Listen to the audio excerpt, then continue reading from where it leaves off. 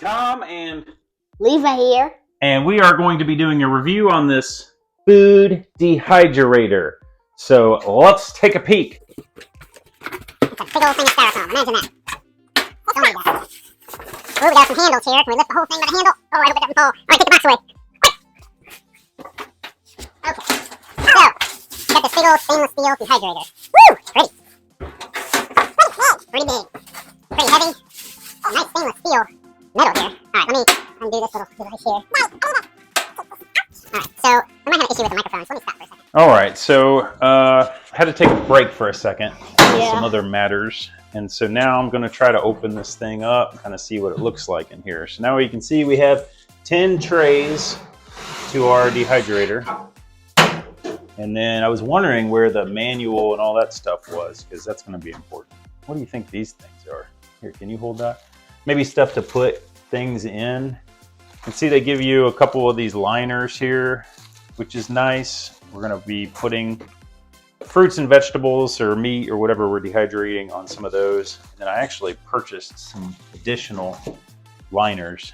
See here we got, I don't know, extra piece or something like that maybe in a manual, which we're going to need to read. And then the rest of these look like just trays to put stuff on. So, okay, so they just put one tray on top of the other for storage purposes.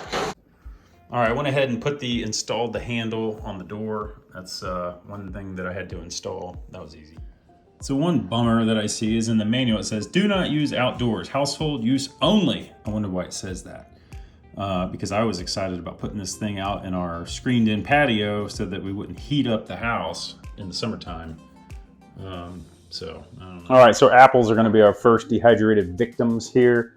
We have some water and some vinegar to try to get some of the wax off of the apples, make sure that they're clean, and then we're gonna cut them up. So we're gonna go ahead and prepare this solution to put the apples in. I've got some lemon juice here. We actually have some actual lemons, but I'm just gonna add some of this stuff in here.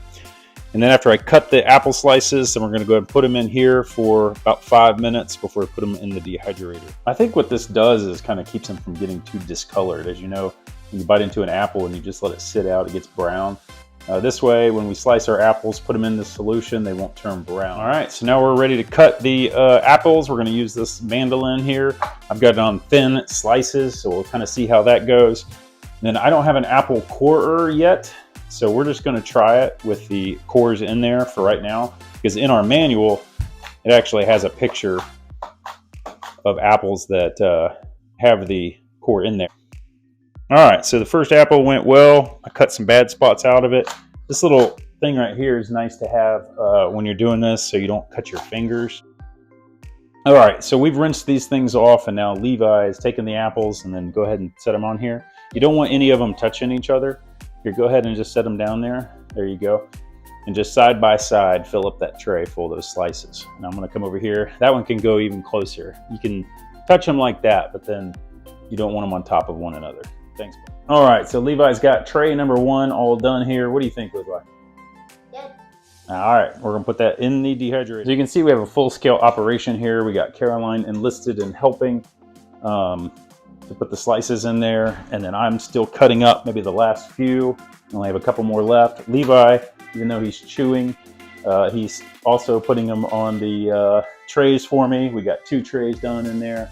And we continue our progress. All right, the apples are done. We're putting the last ones on trays. I have a new helper, Estelle Jane, and I'm going to start slicing some mangoes because we have lots of those. And then we even have some strawberries.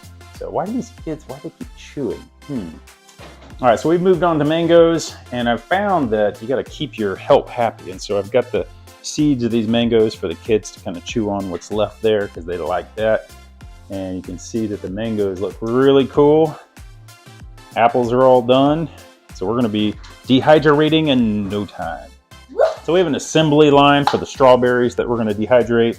Levi's pulling the green thing off the top, and then he's handing it to me. And then what I'm doing is I'm kind of taking the core out of it. So you can see right there, I'm just kind of going around with a knife. I don't wanna waste a bunch of these strawberries. So then I put it over here, and Estelle is slicing them into nice little slices to be loaded onto the dehydrator trays. It takes a while, so I'm a few strawberries behind. It's all right. You're doing great.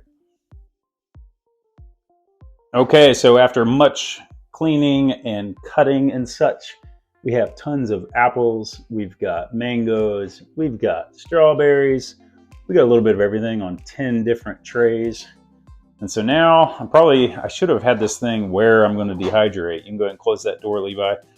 Should have had it where I'm going to dehydrate already, because I'm going to pick that stinking thing up and move it somewhere. It's going to be pretty heavy because it's already a little bit heavy. I think it's already about 30 pounds before you put all that stuff in there. Hold on, okay, there we go.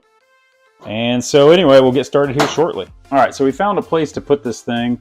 I'm going to go to temperature and lower this thing down to 140 degrees. And then, actually, let's do 145. And then time, I'll have to go back and check. I might have to reset this, but let's just do like 6 hours for now. And then, I don't know if there's a go button. Oh, yeah, okay, so I think it's going now. 145 degrees for 6 hours. We have different things in here. And so, kind of nice that you can see through, maybe visually check on them without having to open it up. But one thing I like about this is really quiet. I have a microphone on right now, so let me take the microphone out so you can see exactly how loud it is. So this is without a microphone on, so you can tell that it's not real loud.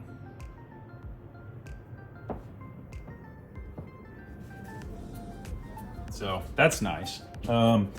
I was a little bit bummed that it says you can't take it outside, because I was going to take it out and put it on that table out there so it wouldn't heat up our house, because it's so hot right now in the summertime. But anyway, I'll check in and let you know what this looks like after. So we have a couple minutes to talk as the food is dehydrating. It came with these things, so you could put your dehydrated stuff into these containers, and then I have some of those little packets that takes moisture out as well. And then if you'll look right here, I bought these separate from the dehydrator, and these little trays will allow you to pour like a, I don't know, maybe like a beef stew, something or other, or a lasagna, or whatever type of dinner meal you want, and you can dehydrate it so it will kind of replace those mountain house meals that are getting so expensive for me when I hike the Appalachian Trail. You could also puree some fruit, pour it in here, and then you could have something like a fruit roll-up type of deal. I saw somebody on YouTube that put pectin in there as well. And so you pour it in here, dehydrate it, and then it's just this kind of like layer of, I don't know what that consistency is called, but then it's just a layer of kind of like fruit roll-up, and you take a cutter and you just kind of cut it, and you can make your own fruit roll-ups. And then, what else did I want to say here?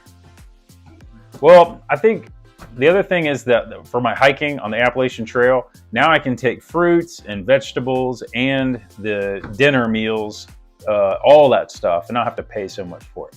Yeah, buddy. Was it these?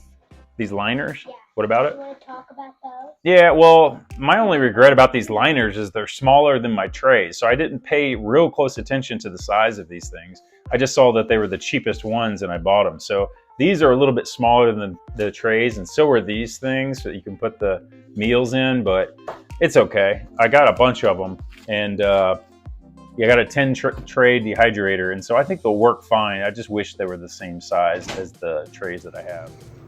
All right, so I just wanted to kind of show what these things are looking like hours later. The apples, the mangoes, the strawberries.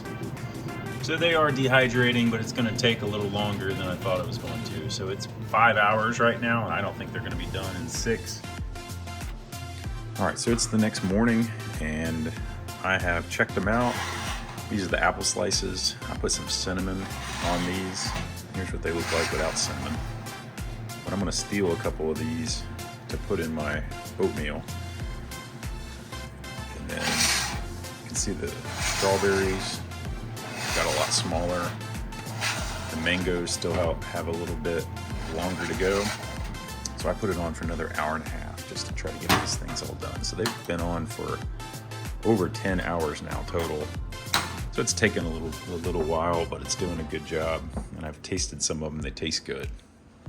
Okay, so what we ended up with is a pile of strawberries, mangoes, and apples. I think the kids have been eating on these for half of the day, so there probably would be a little bit more. We have these packets that we're gonna put in the mason jars, and so we're gonna put all these apples in this jar and go ahead and seal them up, and hopefully we'll have many more rounds of dehydrating going.